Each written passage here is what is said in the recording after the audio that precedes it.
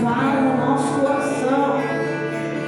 Tua palavra vem queimar, vem arder no nosso coração, Senhor. Aleluia. Te louvamos, Jesus. Usa-me agora para transmitir tua palavra, Senhor. Seja como tu queres, não como assim. Aleluia. Glória a Deus. Livro de Ezequiel, capítulo 37.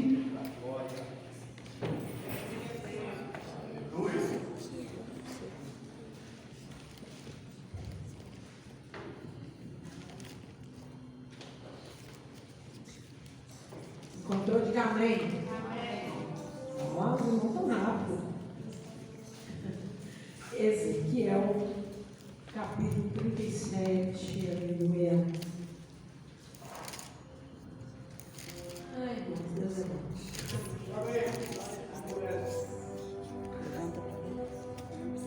Podemos ler? Continue. Veio sobre mim a mão do Senhor, e Ele me fez sair no Espírito do Senhor, e me pôs no meio de um vale que estava cheio de ossos, e me fez passar em volta deles. E eles que eram muito numerosos sobre a face do vale, e eles que estavam sequíssimos. E me disse: filho do homem, porventura viverão esses ossos? Eu disse: Senhor Deus, tu sabes. Tem uma tradução que diz: porventura pode viver esses ossos, não tem? Tem alguém aí que está com essa tradução? Amém. Então me diz, profetiza sobre esses ossos e diz-lhes: ossos secos, ouvi a palavra do Senhor. Assim diz o Senhor Deus a esses ossos: eis que eu farei entrar em vós o Espírito e vivereis. Amém? Pode se sentar. Eu não vou ler mais para não ficar extenso. Oh, glória. E sai das palmas foi bom, né? Agora vamos lá? Palmas para Jesus.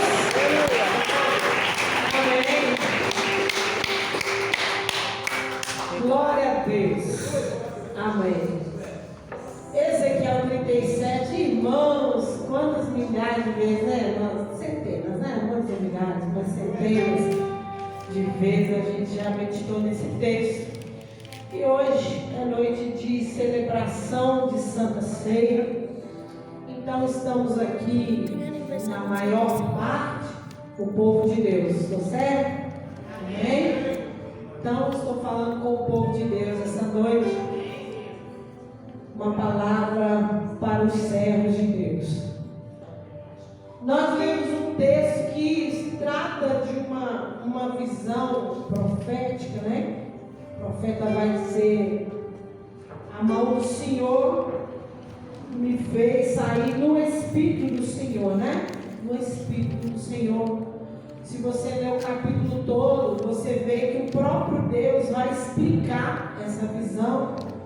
Vai dizer que esses ossos secos são a casa de Israel, ou seja, que ele estava tratando a respeito do seu povo. Por quê? Os ossos secos representavam que aquele povo estava sem esperança. Mas nós não vamos nos ater a isso. Eu quero me ater ao profeta. Nós estamos nos aproximando de um evento chamado Rancho de Profetas, né? E Deus já está queimando meu coração, irmãos. Nós somos os profetas dessa geração. Aleluia. O amém foi meio fraco. Nós somos os profetas dessa geração. Ezequiel já foi, né? Está conosco hoje. E Deus tem, irmãos, parece que os discursos têm seguido uma linha reta. Deus tem nos incomodado ao despertamento espiritual, né? E aqui nós vemos, primeiro, o profeta fala assim: veio sobre minha mão o Senhor, o Espírito do Senhor, e Ele me pôs no meio de um vale. No meio, né?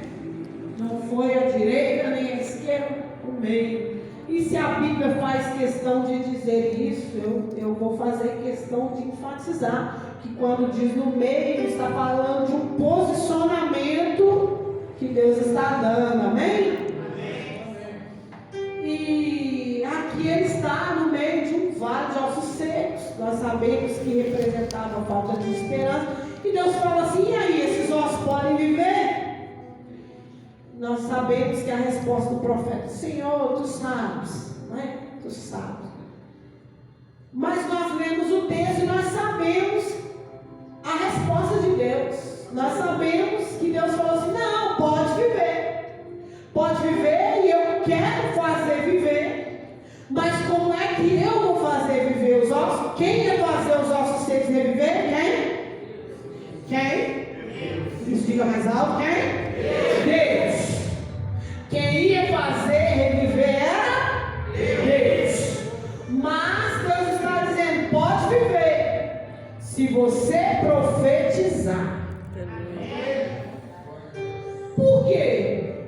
Deus precisa do profeta para fazer vários ossos reviver? Não. Mas ele quer. Ele falou assim: pode viver. E vão viver se você profetizar. Por quê? Porque é assim que eu quero fazer. Amém? Então Deus está dizendo: ó, vai viver sim, vai lá e profetiza. Deus está dando uma missão, né? Parece até o nome do filme, uma missão impossível. Profetiza para os ossos secos. É uma coisa sem sentido, né, irmãos? Como é que profetiza para ossos secos? Ai, eu vou tentar correr para falar o que eu quero dizer para os irmãos aqui. Irmãos, o que Deus tem me incomodado é que nós podemos ser usados por Deus para fazer vales de ossos reviver. Eu estou pregando para os servos do Senhor, né? Mas o que está faltando? Primeiro, posicionamento.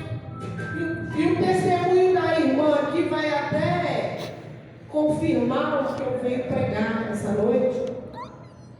Quando ela diz que é guerra, é batalha, é isso mesmo, irmãos. Primeiro, Deus pediu um posicionamento do profeta. Ó, você está vendo esse vale de ossos secos? Você está vendo que isso aí é coisa difícil? Não, difícil não, irmãos. Para nós é impossível. Impossível fazer reviver vale de ossos secos. Mas Deus está dizendo: eu quero você posicionado, e depois eu quero você profetizando, e aí você deixa comigo. Foi assim ou não foi? Porque a Bíblia vai dizer que Ezequiel começa a profetizar: ossos secos, assim diz o Senhor. E aí, depois que ele profetizou, então houve um ruído enquanto eu profetizava. Houve um ruído enquanto eu profetizava. Então Deus está dizendo para o profeta: eu quero você na posição, eu quero você no meio do vale de ossos secos, eu quero você posicionado. E aí você vai profetizar. Irmão, se posicionar e profetizar, está tudo engatado, está tudo conectado. Então eu quero dizer para você: não adianta só ter o profeta. Precisa do profeta posicionado. Precisa do profeta agindo. Irmãos, e eu vou citar diversos textos para você aqui. Elias se posiciona, não é? Como nós temos falado de Elias, vamos embora para a lição de Elias mais uma vez. Elias se posiciona e fala assim: até quando vocês vão cochear entre dois senhores? Se Baal é Deus, vai e serve. Mas se o Senhor é Deus, serve. Vamos lançar um desafio. Deus que responde ele com fogo é Deus. Elias sobe. Irmãos, olha a coragem do homem. Está todo mundo em volta ali, porque estão ali os 450 profetas de Baal.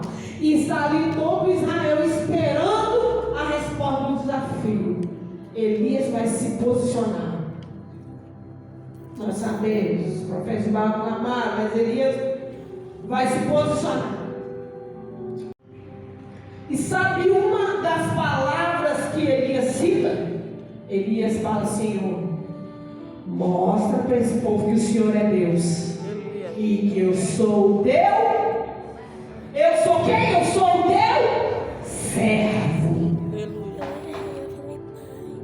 Deus conhece os seus servos. Outra vez, vereis a diferença entre o ímpio e o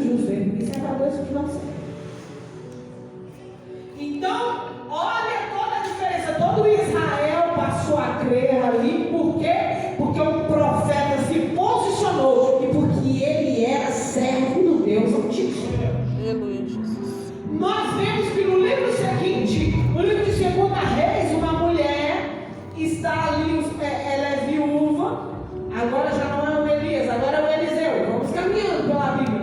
E aí ela fica viúva e as dívidas vão se aumentando até que chega um credor e fala assim: você não tem dinheiro para pagar as dívidas, eu vou levar os teus filhos para ser escravo, porque você não tem dinheiro. Aí o que ela faz? Ela bate na porta do Eliseu e fala assim: aqui, estão lá querendo levar os meus filhos para ser escravo.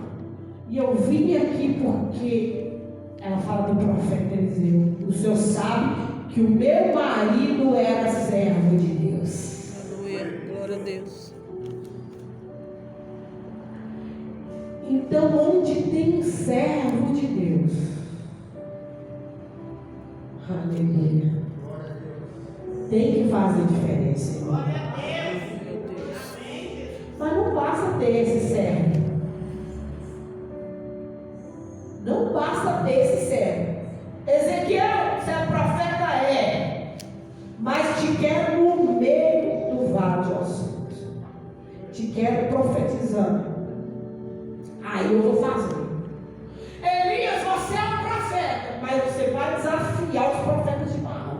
Você vai endireitar o altar. E depois você vai clamar. Aí eu mando fogo do céu. O esposo da viúva era servo do Senhor. Aí ela foi lá falar com o Eliseu. E o Eliseu falou assim: tinha um servo do Senhor, né? Irmãos. E aí ele falou assim: não, realmente não pode te acontecer isso. Não pode levar seus filhos escravos. O teu marido era servo do Senhor. Não pode acontecer isso. E não aconteceu. Pastor, isso é Antigo Testamento. Tá bom. Vamos lá? Diz a Bíblia que Pedro, o apóstolo Pedro, após a ascensão de Jesus, a igreja está crescendo. Sabe o que as pessoas faziam? Olha, o apóstolo Pedro vai passar aqui, pegava os enfermos, colocava numa maca, deixava no caminho, para que quando ele passasse, a sombra dele curasse os enfermos. Meu Deus. O apóstolo Paulo, as pessoas levavam os lenços e aventais dele para colocar nos enfermos, e os enfermos eram curados. Oh, glória. O profeta Ezequiel está no meio de um vale de ossos secos. Deus colocou ele na posição. Agora ele vai profetizar. E o que vai acontecer? O vale de ossos secos vai se colocar de pé. Então eu já te falei o que aconteceu quando o profeta Elias se posicionou. Eu já te falei o que aconteceu na casa da viúva, que o marido dela era servo do Senhor. Ela foi para o profeta Eliseu, o profeta Eliseu também se posicionou. Eu já te falei o que acontecia quando Pedro, apóstolo do Senhor, se posicionou diante da igreja. Quando o apóstolo Paulo, eu já te falei o que aconteceu na vida de quem estava ao redor dessas pessoas. Agora a minha pergunta é: o que está acontecendo nas pessoas, na vida das pessoas que estão ao nosso redor? Tem um servo do Senhor lá na sua casa? Aí não, você pode aumentar esse glória aí, porque você pode não estar posicionado, mas tem um servo do Senhor lá na sua casa?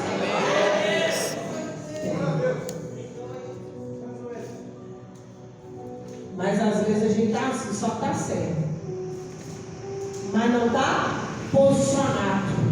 Verdade. Por que posicionar, pastor? Porque é isso que eu falei, que é batalha, beleza. Vou te dar um exemplo claro, e esse exemplo pode ser que é o nosso Salvador.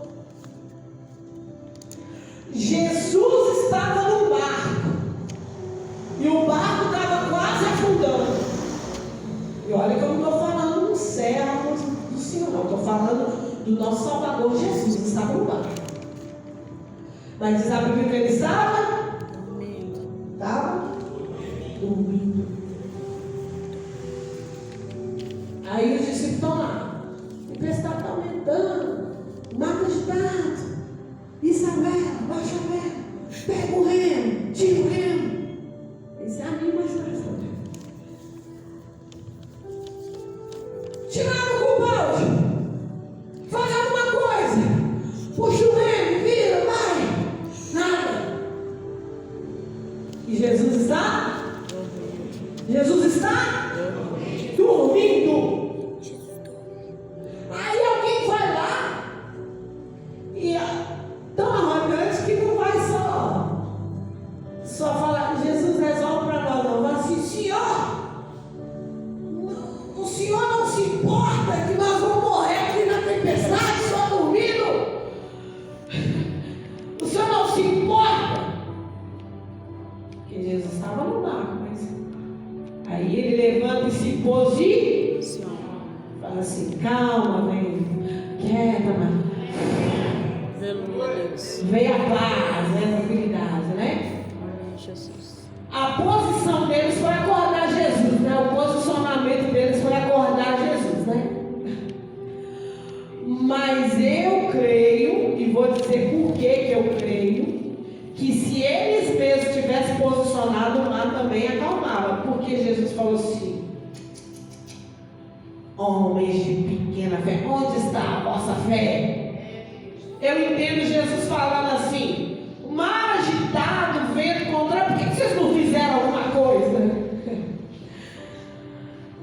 E às vezes a gente está assim, irmãos, a gente anda com Jesus, a gente vê o que Jesus faz, a gente sabe que Ele é capaz de fazer, mas a gente não faz nada. É hora da igreja se posicionar. E não é porque você precisa aparecer, é porque aqui em casa as pessoas precisam saber que tem um servo do Senhor. Não é isso. É porque somos os profetas deste tempo. Somos a geração do avivamento.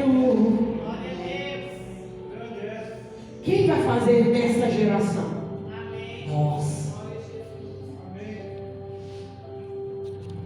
E é sério, irmãos. Por que muitas vezes as coisas não estão acontecendo? Por causa daquela mensagem que eu trouxe aqui outro dia. Elias vai lá, o filho da mulher morreu, né? O filho da viúva morreu, Elias vai lá e ora a primeira vez, não acontece nada. Aí ele ora a segunda, aí ele ora a terceira. Ele se debruça sobre o menino e na terceira vez o menino ressuscita, né? Então, às vezes, a gente está assim, incomodado. A gente precisa se posicionar. A gente precisa lutar. A gente precisa orar até resolver, irmãos. Eu não quis dizer orar até Deus fazer. Porque como eu disse aqui, tudo bem que às vezes Deus não quer fazer, mas orar até resolver. Mesmo que a solução seja Deus dizer, eu não quero fazer o que você quer. Mas não pode ser porque nós não nos posicionamos. Quase que eu ouvi um amém. Glória a Deus. Mas é hora de nos posicionar. É hora de voltarem às experiências com Deus. É hora de voltarmos a ter a resposta da oração. Aleluia. E eu quero contar um testemunho aqui que não contei até hoje, porque é muito doloroso para mim.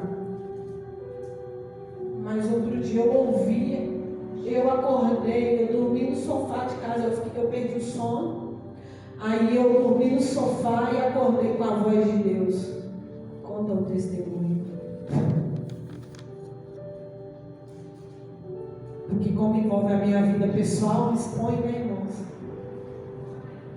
Mas Deus mandou eu contar e eu vou contar.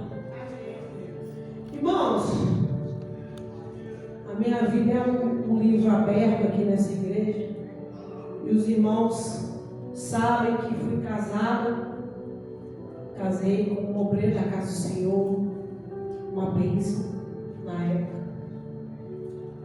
Tivemos um filho. E depois de 8 anos de casado, passei pelo divórcio, porque ele saiu de casa, né? Arrumou uma amante, saiu de casa. Eu fiquei numa depressão terrível, os irmãos lembram, a igreja me acolheu. Sou grata a Deus por isso.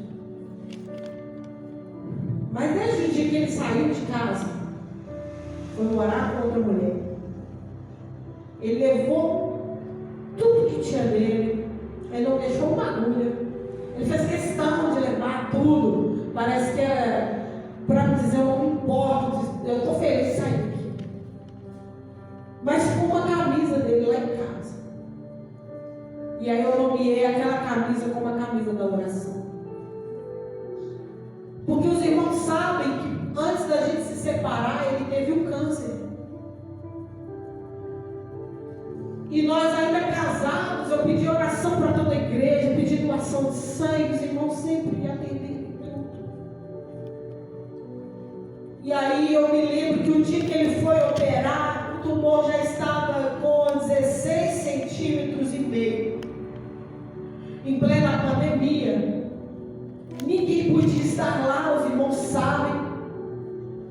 O cirurgião chegou e falou assim: eu vou fazer o melhor que eu puder pelo seu esposo, mas eu tenho que dizer, eu posso ter que tirar um pedaço do fígado, um pedaço do rim, um pedaço do baço, e provavelmente ele vai andar com uma bolsa de colostomia e vai fazer quimioterapia até o resto da vida.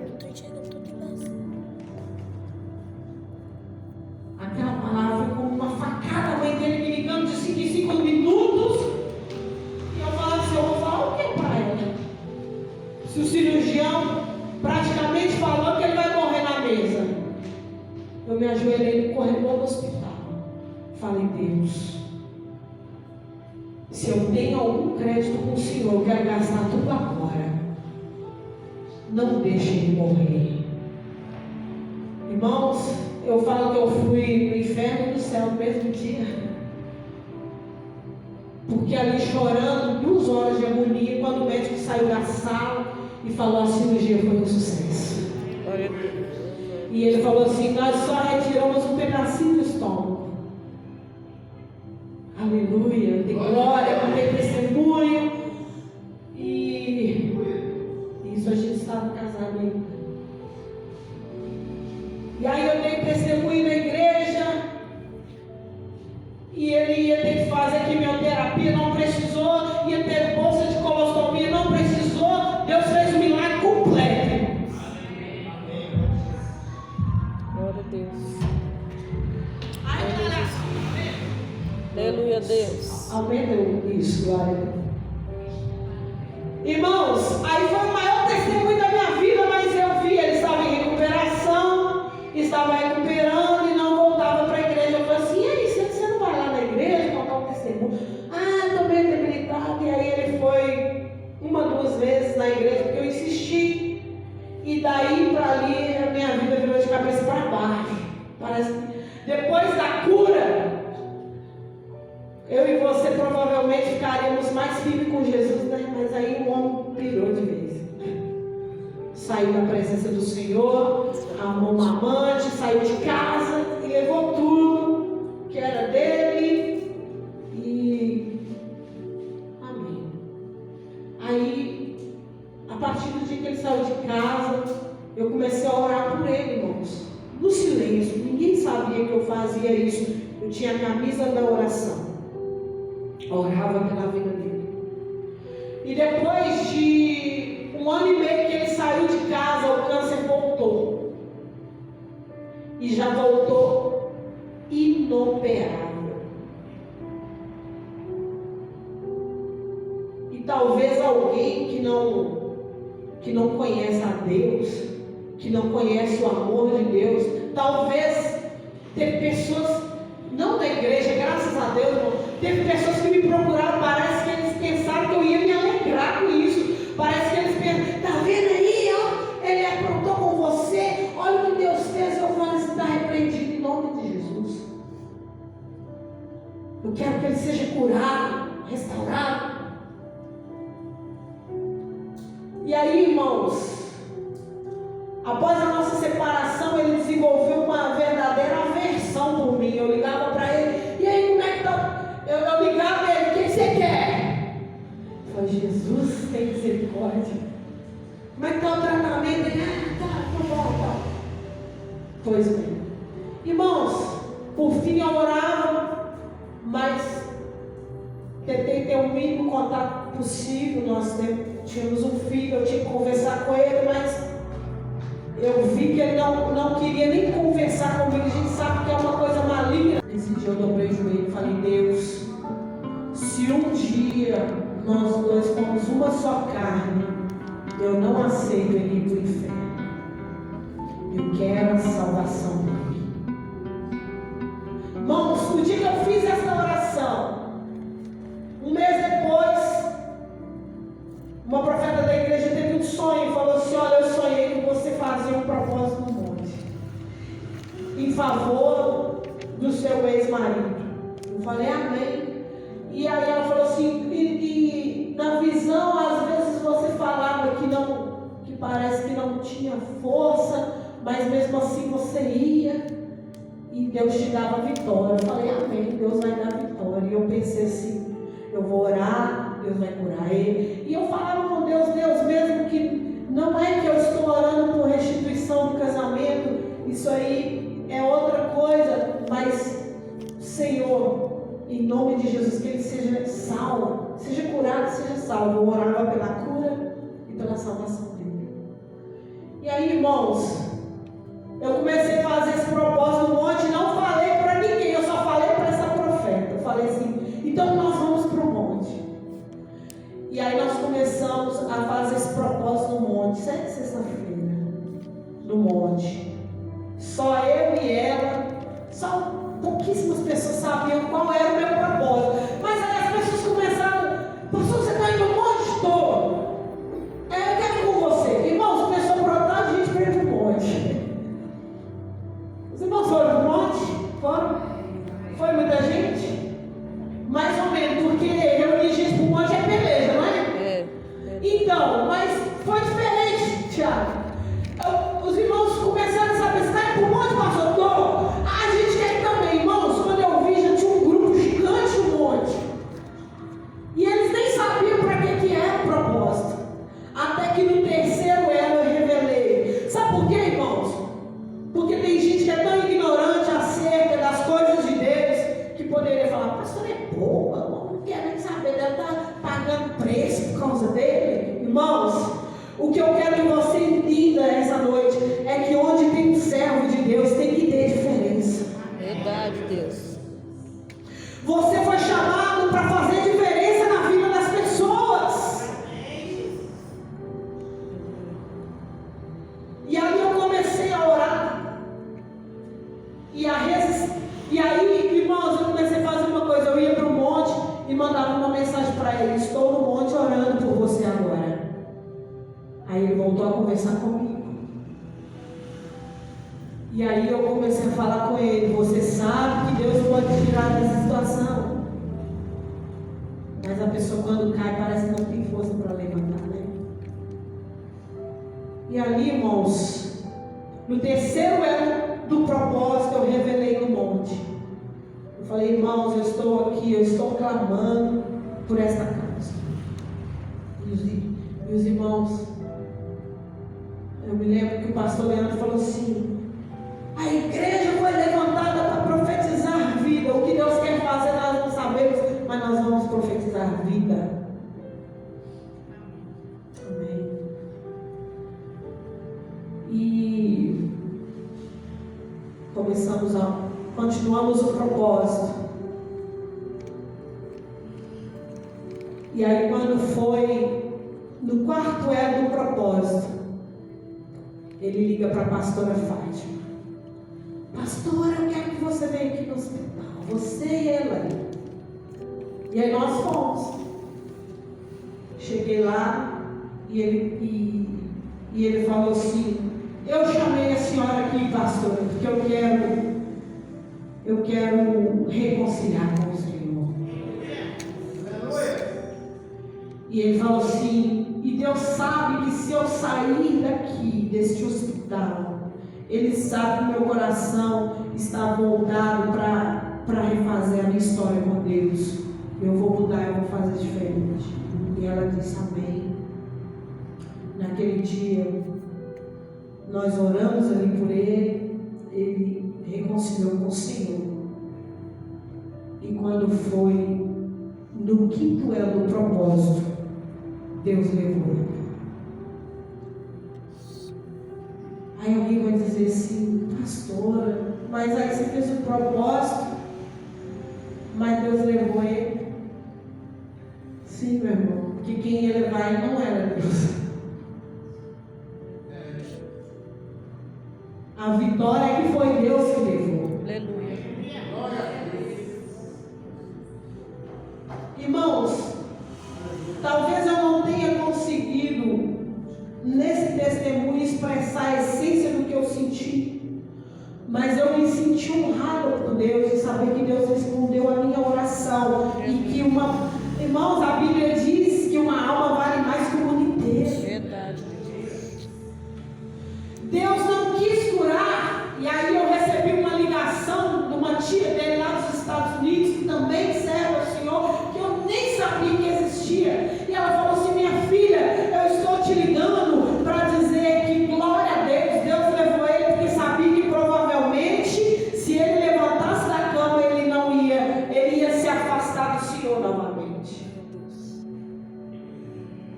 Então o que eu venho dizer aqui essa noite, é que não adiantava só ter o profeta Elias se ele não se posicionasse.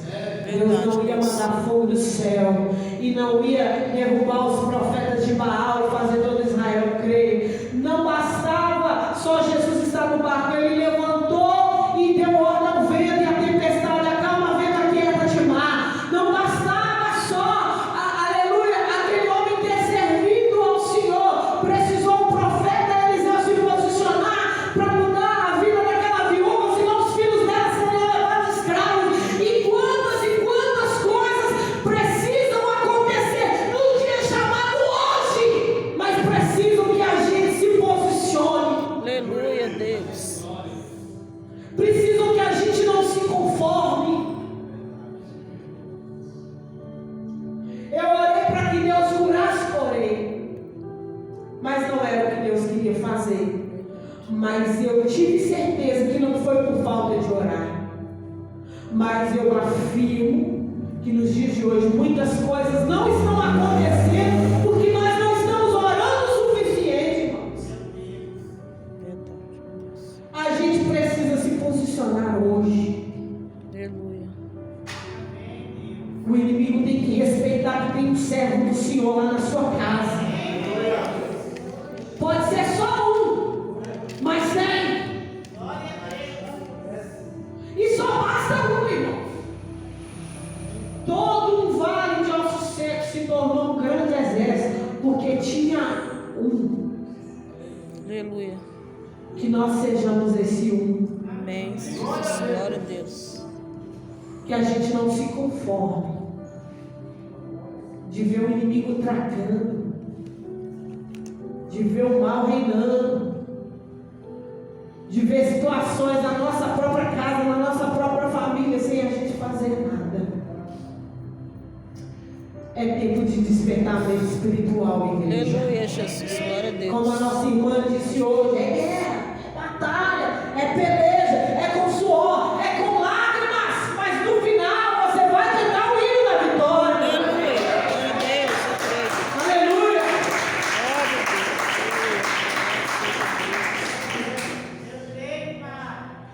Vamos fazer a nossa parte, porque Deus sempre faz a dele. Aleluia.